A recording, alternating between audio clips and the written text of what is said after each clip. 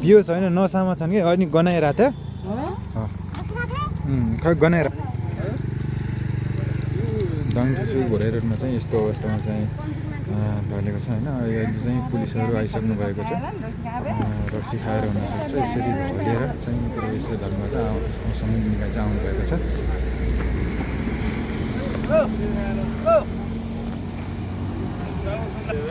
चोट्ला होइन होइन बोला न यो कालो रक्सी खान्छन् रक्सी त बिहानै कस्तो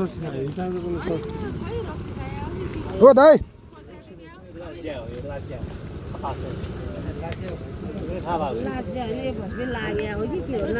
नै नसामा रहेछ म त यस्तो अब दुःख परेर धरेकै है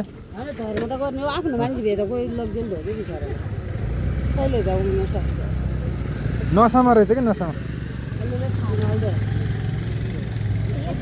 नसामा भएको व्यक्तिलाई अलिकति गाह्रै हुन्छ कि हजुर नै रक्सी खाएर यस्तो अल्पत्र अवस्थामा चाहिँ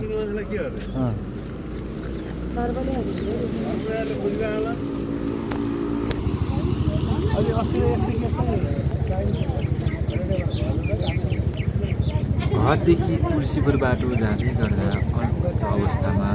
जुन परिचय खुल्न नसकेको व्यक्ति त्यो ठाउँमा घोराइ रोडको त्यहाँ जहाँ मेला लाग्छ त्यहाँनिर हाटिएको भनेर पल्टेको अवस्था र हाम्रो मनले माग्नु धेरै व्यक्तिहरू आउनु हामीले चाहिँ यस्तो किन धर्मको होला किन गरेको होला धेरै प्रश्न त्यसपछि हामी केही पनि गर्न सकेनौँ र यहाँ नजिकै गएर सोद्धाखेरि चाहिँ नसामा रहेछ बेहोस अवस्था हामी त अब त्यति बेहोस भएको होला भनेर रक्सीको गर्दा त्यो भएको बिहान त पानी ठुलो आएको थियो क्या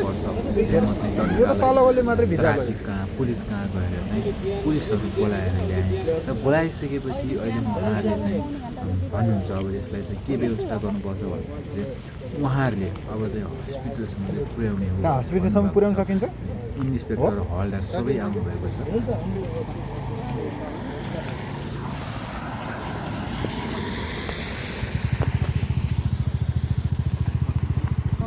घोराइ रोडमा यसो ढलेको व्यक्तिले चाहिँ अब चाहिँ हस्पिटलसम्म चाहिँ पुर्याउने भनेर चाहिँ यहाँका पुलिस प्रशासनका सबै प्रमुख मान्छेहरू आउनुभएको छ अब चाहिँ अब हस्पिटलसम्म चाहिँ पुर्याउने भनेर चाहिँ उहाँले चाहिँ योजनाहरू बनाइराख्नु भएको छ यसरी चाहिँ जुट्नु भएको छ